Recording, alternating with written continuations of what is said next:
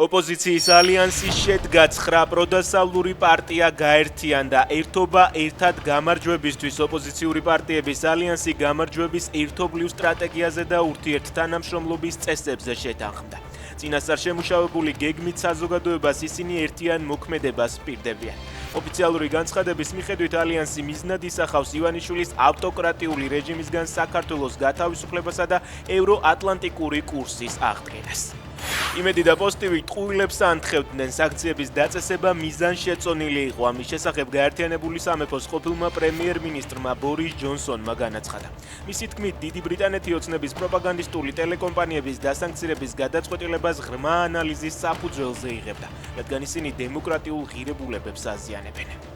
განვითარებული მოვლენების ფონზე მაქვს სურვილი შევხვდე ოფიციალურ პირებს საქართველოს მთავრობიდან, აცხადებს ისრაელის ელჩი ვალიდ აბუ ჰაია, იმედს გამოთქვამს, რომ ეს მალე მოხდება.